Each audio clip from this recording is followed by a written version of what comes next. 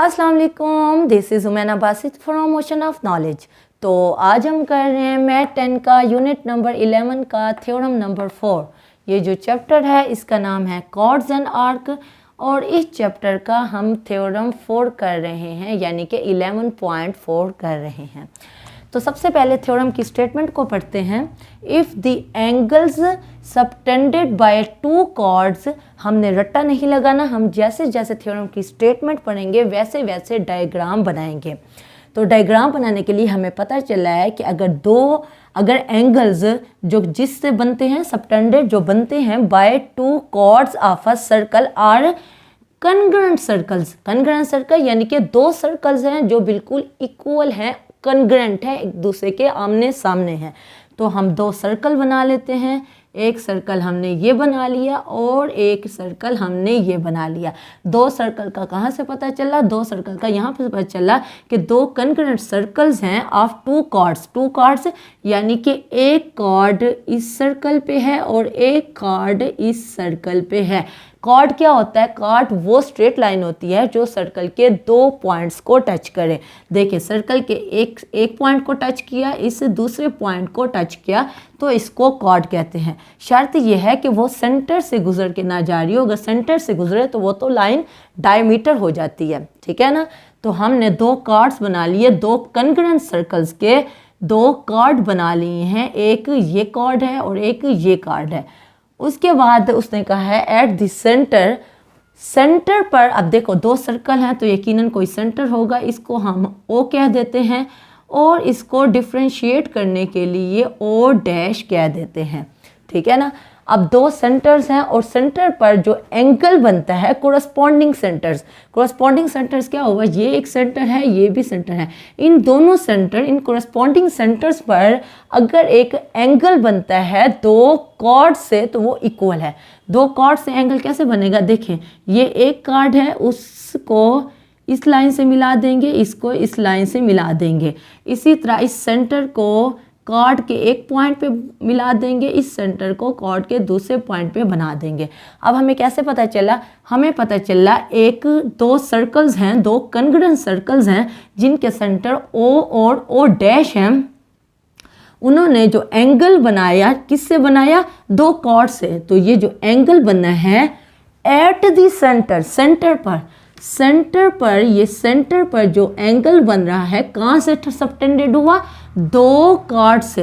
तो इस सर्कल को ए बी, इस पॉइंट पे सी और यहाँ डी कह देते हैं, और यहाँ A dash, B dash, C dash और डी डैश का है। सिर्फ डिफ्रेंशिएट करने के लिए कि हम कौन से सर्कल की बात कर रहे हैं। ये A B C D circle है और ये A dash, B dash, C dash और डी डैश सर्कल है, ठीक है ना। अब हमें पता चल गया कि दो सर्कल्स हैं, दो कनग्रेंट सर्कल्स हैं और दोनों पे कॉर्ड्स हैं, और उस कॉर्ड्स की मदद से जो सेंटर पे एंगल बना, सेंटर पे इस कॉर्ड्स की मदद से जो सेंटर पे एंगल बना आर इक्वल, यानी कि ये दो एंगल्स जो हैं वो इक्वल हैं। हमने प्रूव ही करना है कि कॉर्ड्स भी इक्वल हैं, यानी कॉर्ड क्या हुआ? ए सी बराबर है major A dash C dash के, ठीक है। बात समझ आ गई? देखिए, हमने कोई रट्टा नहीं लगाया, हमने दो जो सर्कल बनाए हैं वो थ्योरम की स्टेटमेंट से ही बनाए हैं। अब गिवन की हेडिंग में हम क्या लिखते हैं?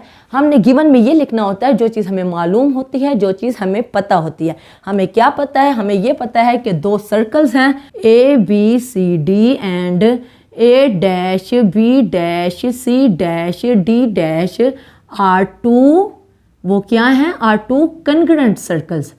दो कनग्रेंट यानी कि बिल्कुल आमने सामने, बिल्कुल इक्वल सर्कल्स हैं, और वो सर्कल्स क्या हैं? वो सेंटर ओ और ओ डैश के साथ हैं। विद सेंटर, किस सेंटर के साथ हैं? O and O dash respectively, बारी बारी। और हमें क्या बात पता है? और हमें पता है कि दो कॉर्ड्स हैं, एक ए सी और एक ए डैश सी डैश। हम यही लिखेंगे A C and A dash C dash are two chords. वो दो कॉर्ड्स हैं किसके? कॉर्ड्स ऑफ सर्कल्स सर्कल्स के नाम क्या हैं? A B C D and A dash B dash C dash D dash के। और तीसरी बात जो हमें पता चली वो ये पता चली कि जो एंगल्स हैं वो इक्वल हैं। ये बात देखें, जहाँ तक कॉमा लिखा हुआ है, कॉमा लगा हुआ है, ये तमाम बातें हमने गिवन में लिखनी है, हमें मालूम है, ठीक है ना। कॉमे के बाद वाला जो है ये हमने टू प्रूव की हेडिंग में लिखेंगे, ठीक है। अब तीसरी बात हमें ये पता चली कि एंगल जो है वो इक्वल है। तो एंगल क्या है? यानी कि ए ओ सी, मेजर एंगल ए ओ सी। अब हम किसका एंगल बता रहे हैं? हम ओ का एंगल बता रहे हैं। जो बीच में कंपोनेंट खड़ा होता है हम उसका एंगल बताते हैं। मेजर एंगल ए ओ सी बराबर है major angle A dash O dash C dash. यानी कि हम बता रहे हैं कि एंगल ओ और एंगल ओ डैश बराबर हैं। ये बात हमें मालूम है। देखें, ए से चला ओ पे मुड़ा, ए से चला ओ पे मुड़ा, तो एंगल किसका बता रहे हैं? ओ का बता रहे हैं। और यहाँ एंगल ओ डैश का बता रहे हैं। ये दोनों एंगल्स बराबर हैं। यानी जो एंगल्स दो कॉर्ड से सबटेंडेड हुए हैं, हासिल हुए हैं, दो कंकरेंट सर्कल्स के सेंटर पे जो दो एंगल बने हैं आर इक्वल, वो बराबर हैं। तो ये बात हमने गिवन में लिख ली है। अब टू प्रूव में हम क्या लिखेंगे? जो कोमे के बाद लिखा हुआ है द कॉर्ड्स आर इक्वल। तो कॉर्ड्स क्या हैं? ए सी और ए डैश सी डैश। ये हमने बताना है कि ये दोनों इक्वल हैं और इसको हमने प्रूव करना है। तो हम यही लिख देंगे मेजर ए सी बराबर है major A dash C dash की। यानी ये कॉर्ड ए सी कॉर्ड बराबर है chord A dash C dash के। उसके बाद कंस्ट्रक्शन में हमने वो लिखना होता है जो हम खुद कंस्ट्रक्ट करते हैं। इसमें हमने कुछ कंस्ट्रक्ट नहीं करना। क्यों कंस्ट्रक्ट नहीं करना? हम कंस्ट्रक्ट क्यों करते हैं? हम इसलिए कंस्ट्रक्ट करते हैं ताकि हमारे पास ट्रायंगल बन सकें और ट्रायंगल्स को हम कंपेयर करके रिलेशन बता के हम इसको थ्योरम को प्रूव कर सकें। ये हमारे जो दो डायग्राम बने हैं, यहाँ ट्रायंगल पहले से बनी हुई है। जब ट्रायंगल पहले से बनी हुई है तो हमें ट्रायंगल बनाने की ज़रूरत नहीं है। तो इसलिए इस थ्योरम में कंस्ट्रक्शन की हेडिंग ही नहीं है कि हम खुद से कुछ कंस्ट्रक्ट करें। जो आखिरी हेडिंग होती है वो प्रूफ की हेडिंग होती है। उसमें एक स्टेटमेंट का कॉलम होता है और एक रीजंस का होता है। स्टेटमेंट में हम स्टेटमेंट लिखते हैं और रीजन में हम देते हैं हमने ये काम क्यों किया है। इन triangle O A C O dash A dash C dash, इन दो ट्रायंगल को हम कंपेयर करेंगे, रिलेशन बताएंगे। और हम रिलेशन क्यों बताएंगे? हम रिलेशन इसलिए बताते हैं कि हमें पता है, देखें दो ट्रायंगल्स हैं, दो ट्रायंगल्स में कितनी चीज़ें होती हैं? तीन एंगल्स होते हैं, ऐसे ही है ना, तीन एंगल्स होते हैं और तीन साइड्स होती हैं, एक ये साइड, एक ये साइड, एक ये साइड। इसी तरह तीन साइड्स होते हैं और तीन एंगल्स होते हैं। तो इसका मतलब है एंगल भी तीन हैं, साइड्स भी तीन हैं। तो एक ट्रायंगल में कितने कंपोनेंट्स हो गए? 6 कंपोनेंट्स हो गए, 6 कंपोनेंट्स हो गए। अब इन 6 कंपोनेंट्स में से अगर 3 कंपोनेंट्स, इन 6 कंपोनेंट्स में से अगर 3 कंपोनेंट्स दो ट्रायंगल में इक्वल आ जाएं तो हम कहते हैं कि ये दोनों ट्रायंगल्स कंकरेंट हैं, इक्वल हैं। तो अगर दोनों ट्रायंगल कंकरेंट हैं तो इसका मतलब है जो बाकी 3 कंपोनेंट्स होते हैं वो भी आपस में इक्वल होते हैं। अब हम इन दो ट्रायंगल्स को कंपेयर करेंगे और बताएंगे इन दोनों ट्रायंगल्स में तीन चीज़ें इक्वल हैं। अब इन दो ट्रायंगल में हम साइड ले रहे हैं। मेजर ओ ए बराबर है major O dash C dash के। ओ ए बराबर है ओ डैश ए डैश के। और इसके हम रीज़न क्या देंगे?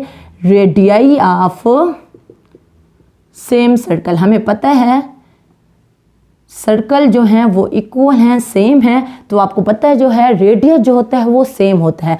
सेंटर से किसी किनारे, सर्कल के किसी किनारे तक का फासला रेडियस होता है। तो ओ ए का जो फासला होगा वही फासला ओ डैश और ए डैश का होगा, क्योंकि दोनों सर्कल्स कंग्रेंट हैं, इक्वल हैं। तो एक चीज़ हमारी प्रूव हो गई। दूसरी चीज़ हम ये प्रूव करते हैं, मेजर एंगल ए ओ सी बराबर है major angle A dash O dash C dash. यानी कि बीच वाले का हम एंगल बता रहे हैं, ओ और ओ डैश का एंगल बता रहे हैं। ओ और ओ डैश का एंगल बराबर है। ये चीज़ की रीज़न क्या देंगे? गिवन, क्योंकि ये बात हमें गिवन में पता है कि ये दोनों एंगल्स बराबर हैं। एंगल ओ और एंगल ओ डैश बराबर हैं। ये चीज़ हमें स्टेटमेंट में पता है, ठीक है। तो इसकी हमने रीज़न गिवन दे दी। तीसरी चीज़ जो हम प्रूव करेंगे वो ये है मैयर, यहाँ हमने ऐसे लाइन भी लगानी है, मैयर ओ सी बराबर है, मैयर ओ सी बराबर है मैयर ओ डैश सी डैश के।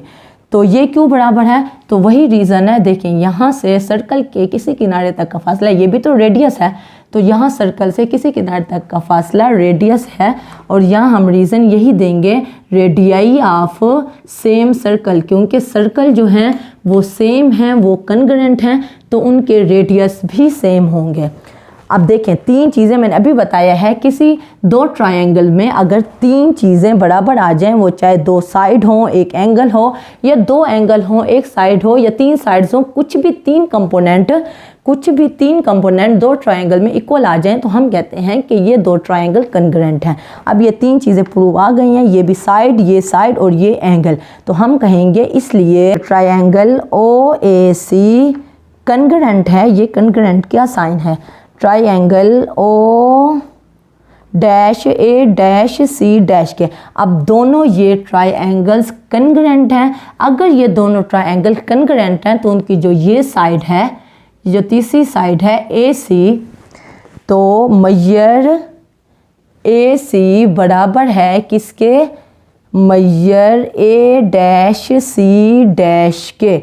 और इसकी हमने रीज़न क्या दी है कि दोनों ट्रायंगल कन्ग्रेंट हैं, एस ए एस बराबर है, कन्ग्रेंट है, एस ए एस से क्या मुराद है, साइड एंगल, साइड कन्ग्रेंट है, साइड एंगल साइड। एक ट्रायंगल की दो साइड्स दूसरे ट्रायंगल की दो साइड के बराबर, और एक ट्रायंगल की एंगल और दूसरे ट्रायंगल का भी एंगल बराबर है, यानी कि दो साइड्स बराबर हैं और एक एंगल बराबर है दो ट्रायंगल का, तो तीन कंपोनेंट्स बराबर हो गए।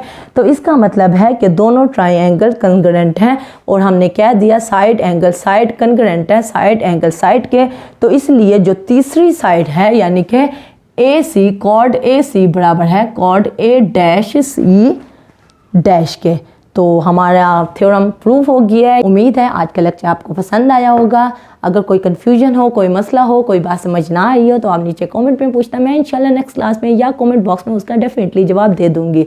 तो अगर आप मेरे चैनल पे नए हैं तो प्लीज़ मेरे चैनल को ज़रूर सब्सक्राइब करें, और अगर आपको मेरी वीडियो थोड़ी सी भी इंफॉर्मेटिव लगी है तो मेरी वीडियो को ज़रूर लाइक करें। तो फिर मिलेंगे नए लेक्चर के साथ। अल्लाह हाफिज़।